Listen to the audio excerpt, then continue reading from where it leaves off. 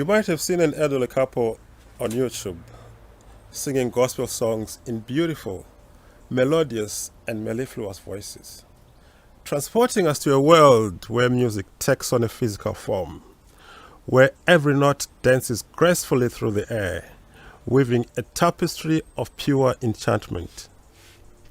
In this ethereal realm, the beautiful and delicate voice of Mbuya emerges, and the stentorian yet warm and captivating voice of Sekuru joins in, and the two merge into a beautiful, beautiful coalescence which mesmerizes all who have the privilege of hearing it. We have Mbuya and Sekuru with us today. We need to unravel what is behind those voices that are so rich and velvety. I can go on and on because the beauty of their singing voices in their grand ages, the beauty of their singing voices is not just in the technical mastery or the melodic precision. It is in the way it touches the very fabric of your being. It is an experience that transcends words, evoking a profound sense of awe and a deep connection to the vast, infinite power of music. Mbuya na Sekuru Mzorewa, let's talk. Asikhulume ngatitaure. Yes, yes. Africa.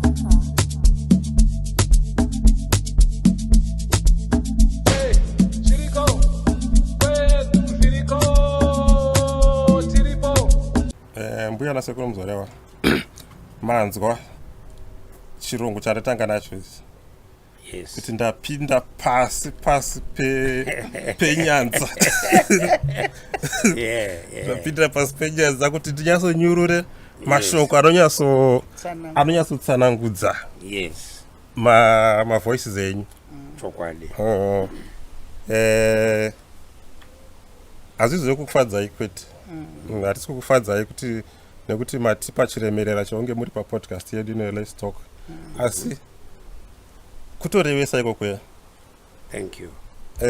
Because peseka pandinoteerera masongs enyu semunhu akakurirawo mumushakata neUMC United Methodist ndinonzwa kudzamirwa pamwe nekusvitswa pasi pechigaro chake Okay. uyo nemasimba ose. Right. Uchauya kutonga wapenyinda wakafa. Right. So ndakutoita nyasha. Hallelujah. Amen. But anyway, my voice enyu ndezvekuzvarwa nazvo here kana kuti because kune vanoita vocal training anotraina voices.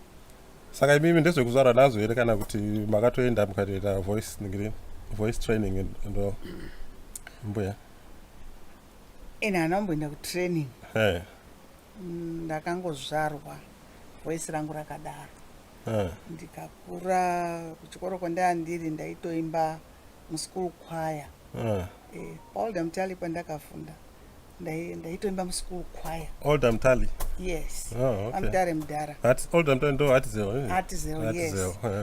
Ndaitoimba muschool choir. Ndichibva ndanzwa kunakidzwa zvekuti ndinongonzwa kuti ndikanga ndakuimba ameno zvinoita voice rangu zvinoita zvega.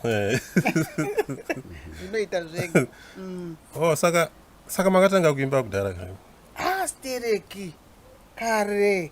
Ko zvata kutanga kuzokuona ipa YouTube zvinezvi muri kupesa apa nai Sekuru? Well. Imi makatanga kuimba kuchikoro 15 ndimo? Yes, we've got a similarity. Ndakatanga kuimba muschool choir ndiri kuprimary. Ndiri mustandard 2.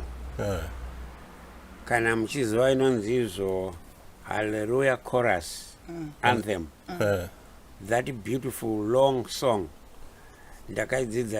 Ndakaidzidziswa ndiri mustandard 2. That's where I began to love music. Because nguwa iyoyo I was singing a very, very beautiful tenor. ndichiimba hallelujah chorus. Saka makachinja kubva kutena kosi yamuri kuimba itena here zvinezvi? No, ndakabva kutena because of kukura age inokuchinjisa zvimwe zviro. Saka ndakuimba bass. Ndopamanzwa pachirungu chaya chandati stentorian. Okay, yes, stentorian. Stentorian voice, yes, powerful yes, voice. Yes, that's right. So this is where I am now, and ndakukwanisa kuimba bass rekuti anoteerera anodzokerera futi kairi kana kuti katatu ndichiimba. Asi zvakadaro izvozvo baba vangu vakanga vari mubvuwi mukuru wachiimba nziyo dzemuunited methodist, wari mubvuwi wachiridza hosho zvekuti waitwa kana wasimuka nevamwe wavo the church inozara nemweya church inozara nemweya wachiimba nziyo dzechibvuwi. Maybe probably this is where it started from. Okay, that is ku primary school? Yes. Okay. Koku high school makakontinua? Yes, ndakangoramba ndichingodaro, handina pendakamborega kupinda muschool choir through and through my whole education system. Mbuya muri pa older mtandi ko Sekuru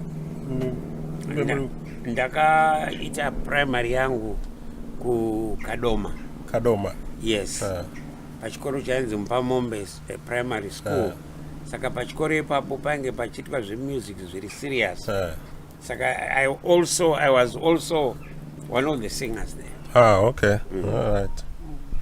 Afanda yamakore ano ane mtaure akutara kwaanoita. Saka makambonzwa zvitsara munhu ari kupisa. Pisa. Muchinzi muri kupisa. Ngokuti ndo zvamuri kuita izvo muri kupisa. Asi kana muchinzi muri kupisa hakusi kuti muri kupisa miri kana kuti mune fever mune chii. Asi kuti muri kunakidza vanhu. Kunakidza vanhu ndokupisa. Saka chanyanya kuita kuti muchipise zvinezvi chii? I think ndiri kuramba ndichidzokerera ipapa because handina kunyatsonzwa mudhingirini mindura yakanyatsoti tsvikiti yekuti makore asaya manga muripi tanga kupisa izvinezvi, nokuti matanga kupisa I think kubva mucovid handizve? Right, kupisa kwedu kana kuti chakanyanya kukonzeresa kuti this time tiwe tinopinda mukuimba kuri serious sezvizvi ndezvekuti mumashure umo ini ndakambe ndiri choir director kuHarare kuMembrain Circuit. Ndikaimbisa choir yaipapo for some years tichiwina matrophies akati kuti, and from there zvaisagumira ipapo taienda kumaseminars emusic kundodzidziswa further kuti tinyatsi kuita sort of professionals. I remember one year I was selected in a conference kuti tiende kundodzidzira music yedu tiri kuZaire. kuZaire. Yes. Tikaenda ikoko a good number of people, wamwe wakabva kwaMutare, wamwe wakabva kuMasvingo, all over the whole conference here United Methodist. So I was one of those ndakapikwawo tuva ndajoinana nevanhu wavo. Went there for a week and a half tichidzidziswa. Saka zvenyu zvine mixture ye training handiti ne talent. Yes. Yes. Panoti talent kwazoti zvakazotutsirwa nekudzidziswa kwetaiitwa. Saka from there tapedza izvozvo tazonge tavanhu tazouya kuno kudiaspora. Ndobva tamboshaya kuti zvino toimba kupi, toimbira kupi, toita sei. Inini for one ndakachizotsvaga nzira yekuti tiite choir muno mudiaspora ye mission area, United Methodist Church mission area. Nguva iyoyo takakwanisa kuunganidza wanhu wese wange waine chido chekuimba tikaimba dzimbo dzakawanda mumasangano tikamboita makwikwi macompetitions charge by charge or local by local kusvikira zvazombomira tapinda mucovid zvakabva zvamira because hapana anga achazvikwanisa kuzviita then after covid ndopetakafunga naMbuya tikati Mbuya Muzorewa Mwari wakatiropafadza kuti imi mune background yemusic ini ndine background yemusic zvadini kuti tiimbe dzimbo dzedu kana taimba dzimbo dzedu todzipawo kune vamwe vanhu through the YouTube kuti wakopewo nekuita emulate zvatiri kuita saka ndo zvakazokonzeresa kuti tiwe tinoita izvozvo apa tese tenge tamaretirees taritaya saka basa renge ririrei uye vasina basa except kuchingoimba ikoko saka I'm sure ningireni experience yenyu yatiratidza kuti there's nothing called too late anditi hapana time yekuti munhu ngambonzi wanonoka kuita chinhu no it's only time when time is right when the time is right then you do it whether uri wachembera kana uchiri pa middle age whatever time Mbuya mati makaenda ndirambe chingogodza rangu mashure vaenda kunhingireni Hartzell ende ndiri kunzwa mune kutaura kwenyu mune accent yechimanyika iri deep inini ndakazvarirwa kunoitwa kwaNyamukwarara ngepi kwaNyamukwarara tinotopfuura nekupenalonga kwatsambe topfuura kwatsambe tobva taenda tondosvika kudhuze nekubhodha kuMozambique kudhuze ndo kwaNyamukwarara ndo kwandakaberekerwa ndikakurira vanhu vaikoko tinotaura chimanyika changu kutaura dhipi chimanyika ichi so ndichipamhidzira papatarwa nasekuru apa pekuti mucovid umu tafunga kuti tiri kutambisa mazwi mhani tikafunga kuti ngatimbe rwiyo rwemuhimbuku inini nasekuru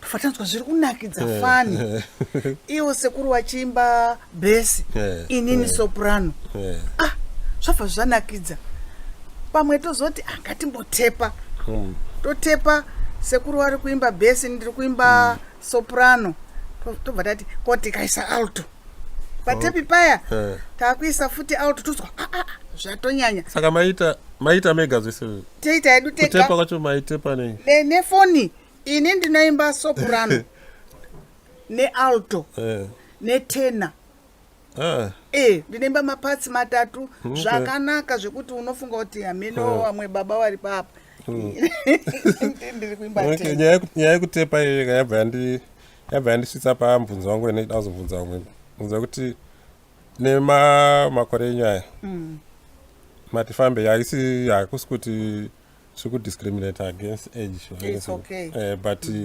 vazhinji vari mumazera enyu technology zvinovavhara but imi tiri kuona kuti muri kufambirana nazvo muri kuita mavidhiyo enyu muchiuploada paYouTube zvese nekutepa kwame muchitaura munozviitirwa pana anokubatsirai anti toita tega moita mega shandisa foni mbiri petinotanga totanga ne1 taseta kuti taakutepa toimba kana takuda kuisa imwe pati like taimba bhesi nesoprano tinotepa ne1 taakuda kuzoisa alto totora imwe foni taakuchiti uku iri kurira uku tiri kuimba taisa alto manje dzakubatana rwarwiyo 1 tauda kuzoisa futi tena we still use mafoni mairi pakutoona rwarwiyo watova neharmony zvakutonakidza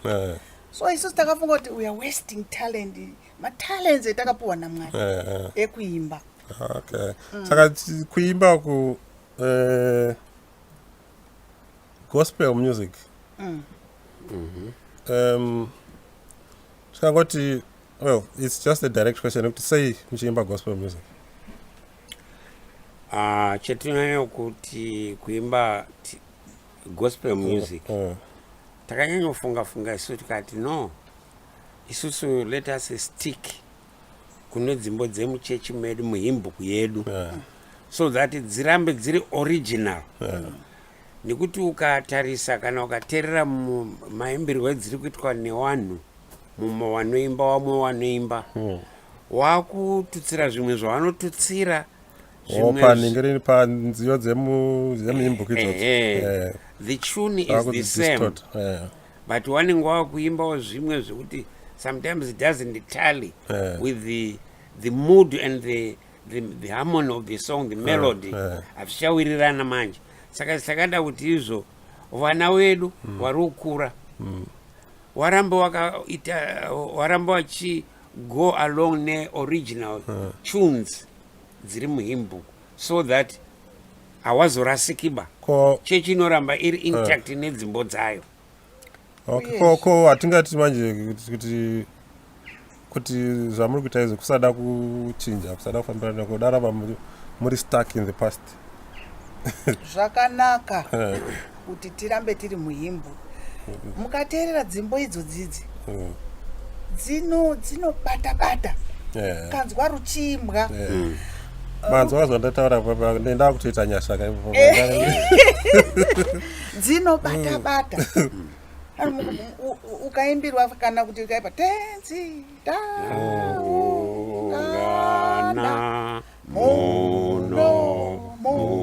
unobva wanzwa kuti tapanguva yekuda takuda kunamata. So dzimwe dzacho dzinenge dzine zvakasiyana-siyana asi dzinobata. Saka toda kuti vana wedu vari kuteerawo wabatanewo nadzo, wanzwewo kuti isusu petaikura ndozvatainzwa tichiteerawo mashure mana mai wedu nedzimbo idzodzidzi. Plus pamusoro paizvozvo zvataura Mbuya, rumbo rwatinemba muhimbuku iro rumbo rwacho pechezvarwo imharidzo.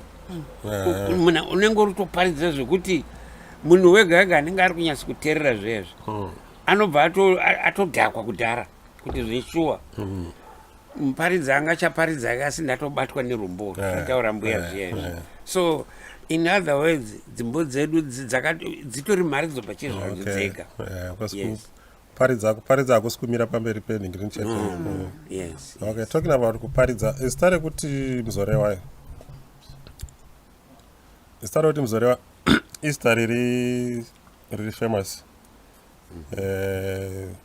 Toziva Bishop Abraham Muzorewa anga ari Green Bishop we-United Methodist. Munopindawo imimi.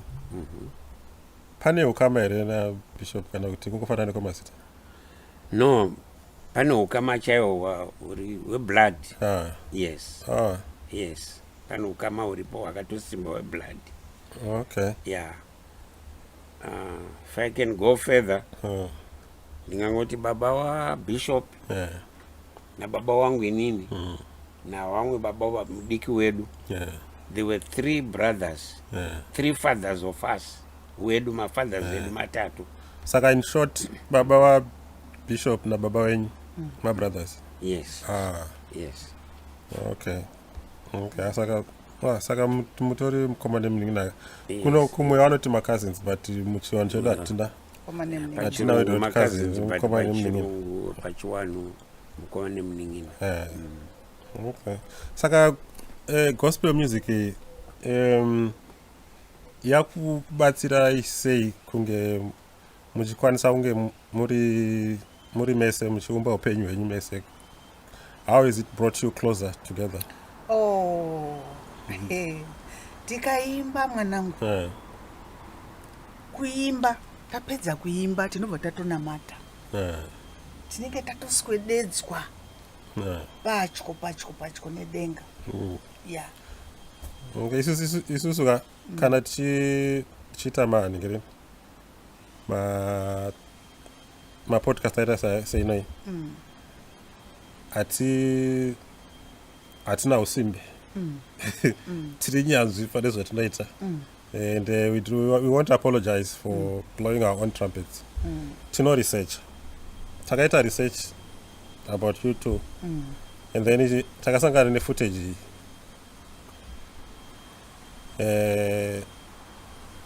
Footage iga. They are 2008, I think. Mchato. Makachata 2008. Munenge munonokera zvinhu zvese. No, that was not muchato as such. It was our anniversary, 40th anniversary. Takaseta chata kare kare. Okay. This was an anniversary. Kuti abuya Sekuru Muzorewa vakatanga kuimba only 2 years ago. And then vakachata 2000. Okay, engeri anniversary 40 years. Yes. Zvekutoti Saka takadarika 50 anniversary takatodarika ndopa ndikutoita metsi dzacho kakuti 2008 kusvika zvinezvi pane more than 15 years. Saka matone more than 50 years muri mese. Yes. What's the secret? There are so many secrets. Maybe tine chikamu chekuti let's talk. Yes. Let's talk to the camera. Yeah. Saka tarisai kamera iyo mombotaurawo kuti secret yekuge secret ye longevity chi kugara kuti maybe pana vanhu vakarooranawo nezuro unoyu mari mwezuro last year vangadawo kunzwa secret kuti regerai ndipe Mbuya achiremera wambotanga wataura secret yekuti vanhu mugarisana kwemakore kusvika tenzi wachiuya ingori pakunzwisisana, kungonzwisisa kuti uyu mukomana wangu endakadawo pakati apa hapagoni kwakumugashira as he is iye achidaro Mbuya iyi zvandakaona ari zviya hazvisiri izvo wotondigashira nekuti takatobatanidzwa wakutondigashira as I am. Then kwakuzoya panguva yekuti pamwe munombobhowana semurume nemukadzi hada munobhowana. The secret is to forgive and forget. Kana tikabhowana mangwanani mumwe woenda uko muenda tisazosvika lunch time mumwe asati afonera mumwe uri right here sha uyo otoshamiswa kuti saka zvapera that kind. Kana mumwe akaenda kupi kwaanoenda you should know kuti ari right here. Saka Daira ino haisi podcast yekuningirina iri region. Hello. Maswera semufundisi. Aiwa taswera zvirudi. Mushe. Ndingazokufonere nyera after 30 minutes ndine interview ndiri kuitwa panapa. Nyanzvi dzekudze podcast. Ndichakufonerai. Thank you. Mazvita. Saka regai nditaure kune vakomana nevasikana vamwe vachangobva kuroorana, vamwe vapakati apo, vamwe makuitawo mazera edu aya. Mushonga wacho kundoregererana. Kana ndiri nemukadzi ndakanganisa, iwe murume wondiregerera, ndiri munhuka. Kana ari murume wangu akanganisa, tofanirwa kuregerera. Normally isu madzimai tinoregerera. Vakomana ava dambudziko ravo ngere kuti sorry. Kuti sorry. Pane basa. Asi mumwe nemumwe anotozongoona. Unotozongoona nezvaakuita kuti zvazvo kuti sorry. Kana anga asingasokuitire cup of tea mumagumbezi. Musiyo ukaona waunzirwa kapu yetea wobva kuti this is the sorry. Kana anga asingambokutengeri maruwa musiyo wozoona panze apo. Oya maruwa nekadi I love you. Wobva kuti maboya wa apologize. Saka tisazosungirira ba kana kudotsa zuwa wakatsamwa. Zvounodotsa zuwa wakatsamwa. Ko mumwe akarohwa nemotikari obva afa. Iwe wakamutsamwira. Unotaura kuti chi about him. Daguma. Regai nditutse. I hope kuti ama 2K kunyanya. Regai nditutsire. Wazvinzwa zvataurwa namai. Okay. Baba tutsirai. Regai nditutsire zvapasiwa naMbuya. Wambodawo pabata zvishoma shoma. Wanenge watya mhenoto watyei. Isusu takadevelopa imwe system yekuti takazviona munhingirikiri muzvivhitivhiti umu matv umu kuti kuseni kwega kwega anenge akasikawopatika anobva amhanya kuendawo kitchen ondoprepare makapu mairi etii okunzira kana uri murume wonzerwa tii yako dedi chimukai kana kuti sekuru chimukai oiti yenyu kana ndiri no ndodaro saka zvakatopinda muropa redu naMbuya kuti tinobikirana tii kuseni tiri mubhedha tichipanana tiri ikoko izvo that one alone zvinotiita bring together.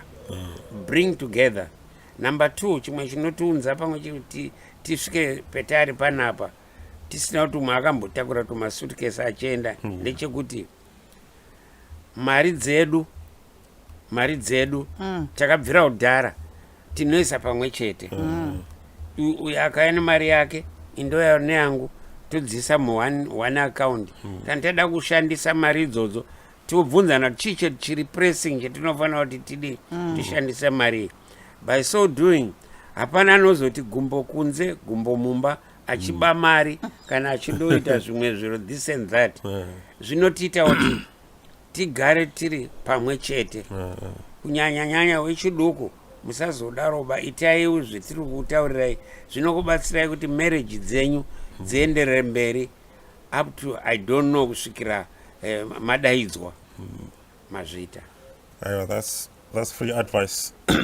Free advice to all of you from vanhu vakafamba nzira idzodzo vakafamba rwendo irworwo. Man is the source of evil.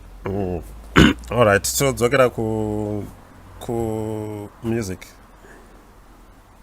Kurekodha kwamuri kuita muri kurekodha muri kutengesa here music muri kuisa pamacd muri kuita sei muri kustreama here muri kuita sei? No, hatisi kuisa kumacd kana kupi tinongoisa pa YouTube kuti vanhu vangoenjoya vachikopa kuzvida kuti izvo zvinhu izvi zvakanaka here kana kuti hazvina kunaka here. Izvi tinozvionera mumacomments anonyorwa nevanhu vanenge vachitinyorera kuti muri kuita zvakanaka dai vanhu tese takakwanisawo kudara izvi saka sino hatanzwawo kufara kuti zveshuwa so this thing is good. Ndo saka tiri hatiisi mumacd kana pai tongouploada paYouTube. Saka Sekuru naMbuya music yenyu ine target audience here yekuti mune kana kuti age group yamakatageta vemazera yenyu chete kana kuti mune audience iri wide and varied? Music yedu iyi haina matargets ba. It embraces everyone kubvira kuvanhu vakuru kubvira vachangobva kuburana kuroorana kubvira vadiki wese majunior church mayouth edu inongobata. Titori neimwe video takaimba neumwe mwana wejunior church akatonga achitochema kuti zvofamba sei kuti ndiimbe nana sekuru da kuimbawo nasekuru naMbuya. And lastly akazouya nevabereki wake pano tikarekodha naye rumbo rwetakaimba naye ndofunga vanovhura vanomuona tichitoimba naye. Haasiri ega wazhinji iye zvinezvi wakutoya wakawanda mumavhidhiyo edu achazoteera pamwe muchatozowaona wakawanda wana wakuya wazukuru. So we are preparing the church yemangwana, the future generation church kuti warambe wari muchechi medu zvichifamba zvakadaro. Yes. Aiwa.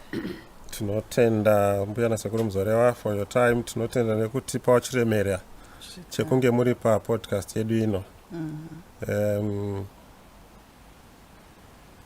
In closing, we just like to ask you to follow these guys. Follow them on their social media pages. they are on YouTube. Subscribe to their channel. My videos mangani so far?